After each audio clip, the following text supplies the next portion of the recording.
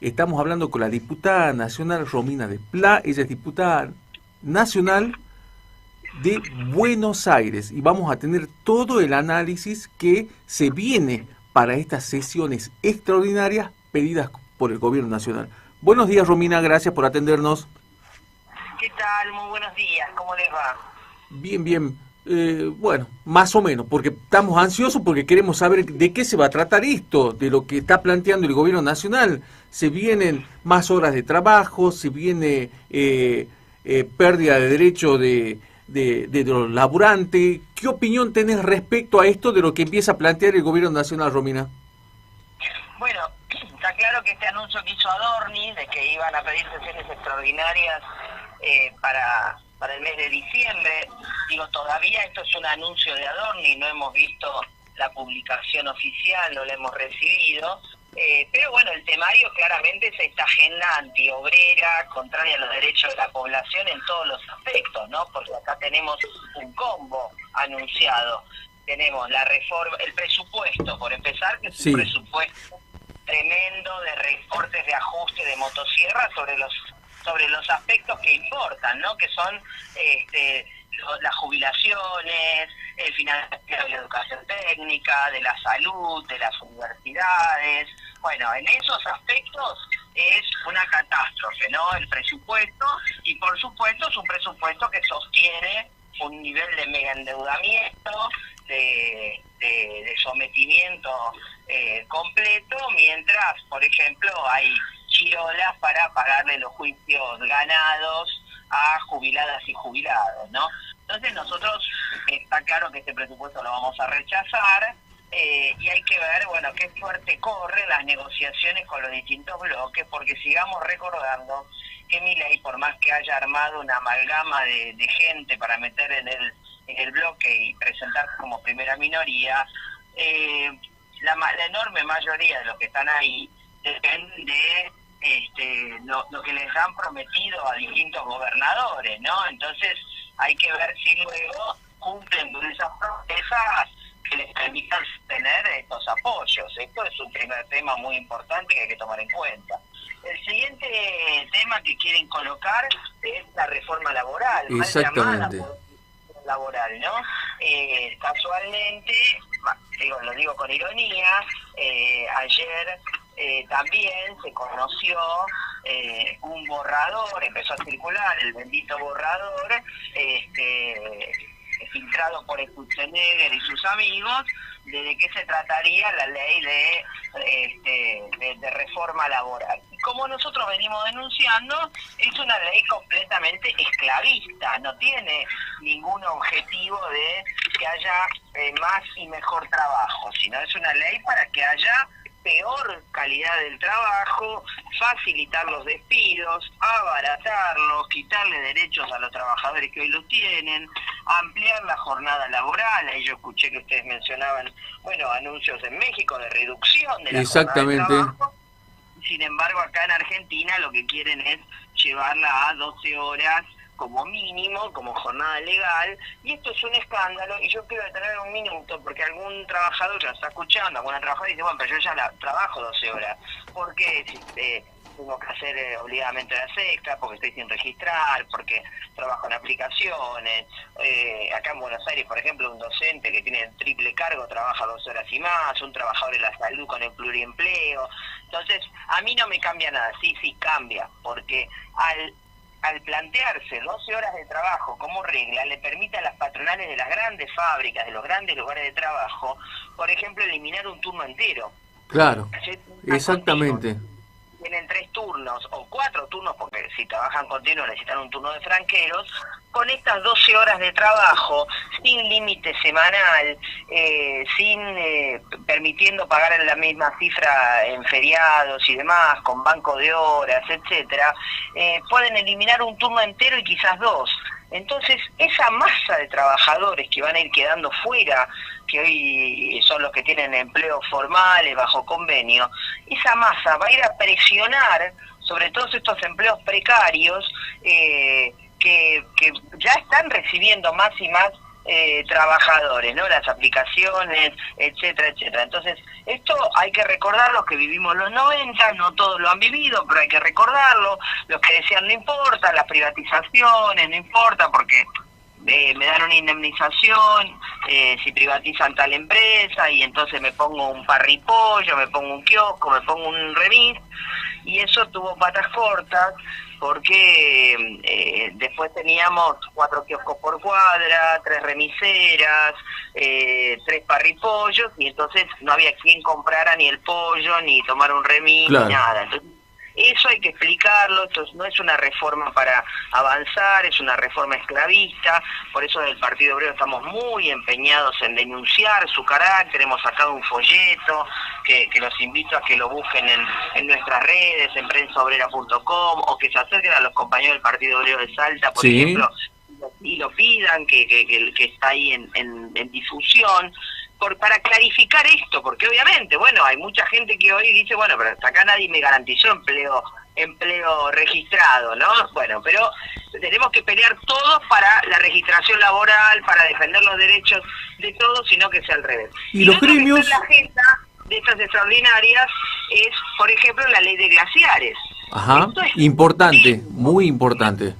es gravísimo, porque ya la ley de glaciares que se había, el presupuesto mínimo, bla, bla, bla, para la protección de glaciares que se había aprobado en su momento, ya le daba un montón de elementos a los gobernadores, al gobierno nacional, para avanzar sobre muchas áreas que son nuestra reserva de agua dulce, son nuestra reserva para que después no tengamos un desastre ambiental y nos veamos todos perjudicados en la vida cotidiana.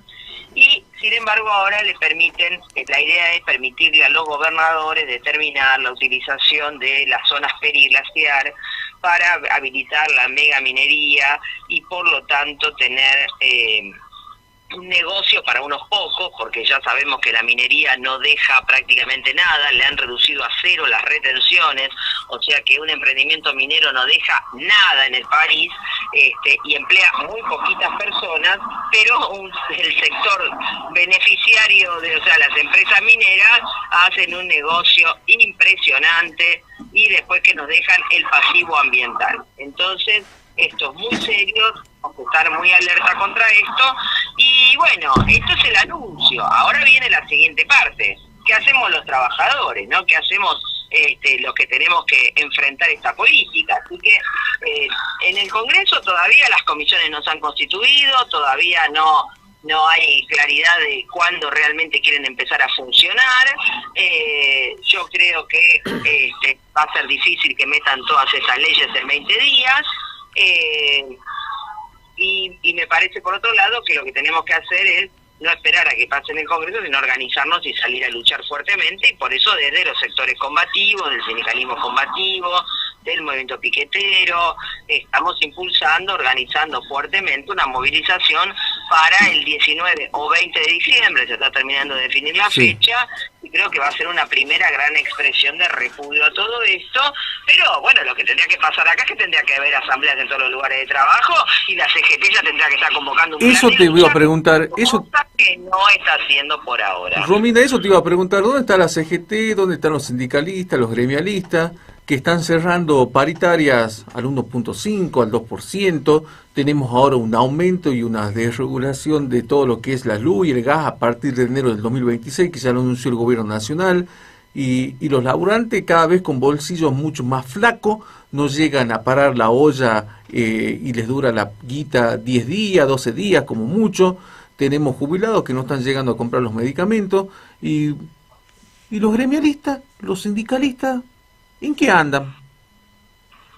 Bueno, justamente nosotros lo que venimos planteando con mucha fuerza la necesidad de la organización independiente, no pasar por arriba y pelear por nuevas direcciones de los sindicatos, porque está claro que estas direcciones de la CGT, de la CTA y demás, están negociando gran parte de todo esto, y han negociado que iba a ser una cosa leve. Y ayer cuando se conoció este borrador, bueno, a algunos les agarró el ataque, porque evidentemente no hay ninguna cosa leve, van con todo contra los convenios. Entonces, pareciera que actúan con sorpresa, diciendo, uy, qué barbaridad, nos atacan de verdad. Bueno, pero sí, esto era lo que se pronunciaba. ¿Qué esperabas? Que iban a esperar a que iban a dejar en paz. Entonces acá hay una situación muy, muy seria, porque no está pasando nada en materia de organización independiente, ¿no? En materia de colocar el plan de lucha, de debatir, de ver hacia dónde hay que ir. Entonces nosotros, la verdad es que creemos que no se puede esperar, a la vez que hay que denunciar, hay que reclamar, etcétera. Pero nosotros entendemos que no se puede esperar a que la CGT se despierte mientras peleamos por nuevas direcciones en cada sindicato y vemos que sistemáticamente hay alguna novedad, algún gremio que gana algún sector combativo. Por ejemplo, ayer en Rosario, en el sindicato del puerto, ganó una lista antiburocrática, ganando en distintas provincias. En Río Negro el sindicato docente también, una lista combativa antiburocrática. Bueno, cuando uno ve que hay cada vez acciones por pelear por una nueva dirección, bueno, van apareciendo cada tanto, se logran filtrar listas antiburocráticas que demuestran que, bueno, que efectivamente hay voluntad de organizarse, de luchar, de recuperar nuestras organizaciones sindicales, y en ese punto me parece que hay que ir organizando un plan de lucha desde abajo y que termine pasándoles por arriba, y en otros casos obligará también a siquiera simular algún plan de lucha a las centrales, ¿no? Pero acá lo que está claro es que tenemos que salir a la calle, no podemos esperar, ni esto se va a resolver con maniobras parlamentarias, ¿no? Romina, dentro de 2 días, 3 días se van a cumplir 2 años del gobierno de Javier Milei. Un gobierno que pudo llegar sin ningún armado grande de un espacio político, para muchos era impensado que pueda llegar, y está cumpliendo 2 años el gobierno de Javier Milei. Y en este último tiempo, en las elecciones de octubre, parecía que todo se le venía abajo al gobierno y pudo obtener un triunfo. ¿Por qué pensás que la gente lo acompaña? ¿Se armó un nuevo relato o lo que está al frente, como el famoso kirchnerismo, el Partido Unión por la Patria, porque ya le cambian el nombre tantas veces que uno como comunicador no sabe cómo llamarlo, no se termina de organizar o es más de lo mismo? ¿Qué opinión tenés respecto a esto de por qué la gente sigue acompañando este proyecto? Bueno, yo creo que acá han operado varias cosas, ¿no? En primer lugar tenemos que tener claro que en ese último proceso electoral operó fuertísimamente el chantaje del gobierno norteamericano. Vinieron al rescate, al salvataje del gobierno de Milei con ese anuncio de que si no ganaba el gobierno no había rescate y sostenimiento del dólar, y el lunes siguiente se desbarrancaba todo. Y este chantaje operó muy fuertemente frente a una población que ve que no hay del otro lado justamente un plan de lucha como planteábamos para enfrentar eso. No hay realmente un contrapeso fuerte de proporciones, una verdadera oposición a esta política, y entonces el chantaje, pero bueno, prefiero que quede todo estable y sigo remándola en el medio de este desastre, pero por lo menos sin que se descalabre todo. Y lo otro que hay que ver es el fracaso completo del peronismo. Acá hay un derrumbe del peronismo como una alternativa política para los trabajadores, que tendrán que sacar el balance esa propia fuerza, ¿no? Pero está claro que han fracasado completamente, y el gobierno de Alberto y de Cristina ha sido una catástrofe que armó, terminó armando este escenario para que termine ganando un personaje impensado como Milei, que, ojo, hay que ver, uno a medida que va avanzando y conociendo más, ve que la idea de que eran 3 personas sueltas por ahí gritando, ya empieza a revelarse que esto no es así. Empezó a aparecer con claridad la magnitud del financiamiento de distintos orígenes, de los predmachados, pero no solo por ese lado, sino el financiamiento de las grandes empresas.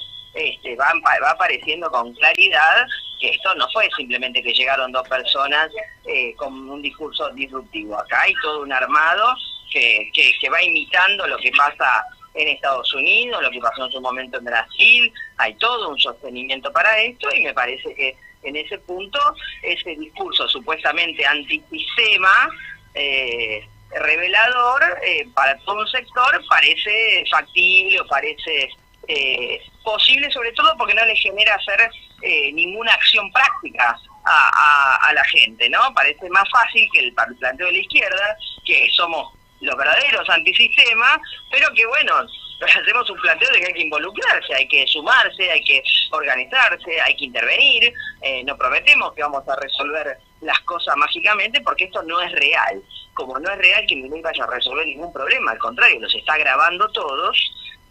Y en ese punto yo creo que, bueno, va a haber una gran decepción. Ya hay muchos decepcionados con este gobierno, más allá de que haya logrado hacer algunos malabares y llevarse un triunfo electoral, pero creo que vamos a una catástrofe completa. La situación de los trabajadores, de la mayoría de la población, es muy mala, y vamos a una situación de agravamiento de estas condiciones. Entonces, me parece que en ese sentido el cuadro es muy negativo, y sobre este cuadro es que tenemos que intervenir, planteando, bueno, que hay que salir a luchar, y yo creo que el lugar que hemos obtenido de la izquierda, con esas 4 bancas que tenemos, con este tercer lugar en la ciudad y en la provincia de Buenos Aires, nos da también un lugar de que, salvando las distancias, aparecemos como una línea de resistencia frente a toda esta política, ¿no? Hay todo un sector que dice, bueno, en realidad los únicos que realmente están enfrentando a este gobierno, están luchando a fondo, es la izquierda, son los que siempre están, es el movimiento piquetero, son los jubilados de los miércoles, bueno, son los que arman una perspectiva en ese sentido. Así que yo creo que eso es a lo que tenemos que apostar, y bueno, tenemos un rol que cumplir muy fuerte en esta etapa. Romina, como última pregunta y para que hagamos un análisis de que parecería que en la Argentina solamente hay hechos de corrupción. Tenemos la causa Cuaderno con Cristina Fernández de Kirchner, bailando en el balcón, Abel Medina ayer en cuero sin camisa, posando para la cámara.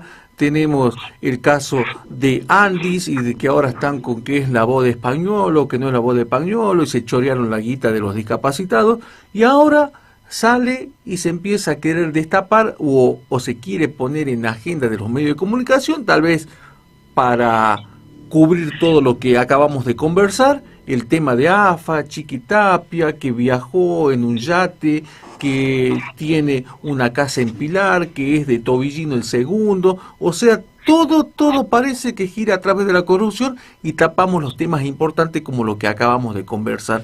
¿Qué opinión tenés respecto a todo esto y en estos 3 temas puntuales que te acabo de plantear? Bueno, justamente, mira, acá hay un tema que podemos tener varios planteos alrededor de esto. Primero, que está claro que todo este régimen político actúa en base a las acciones de corruptela. ¿Por qué?